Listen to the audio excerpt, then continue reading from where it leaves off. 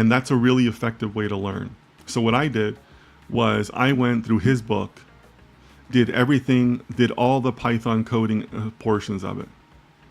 And then you start all over and you go back and do the entire book using a neural networks framework.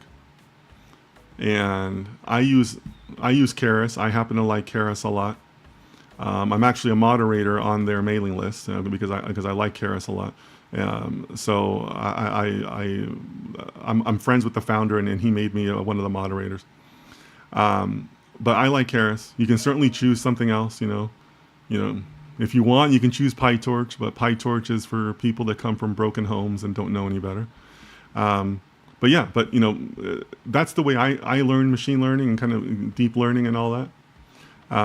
So I'm just throwing it out there. But as far as this particular book, I haven't read it, so I really can't comment on it.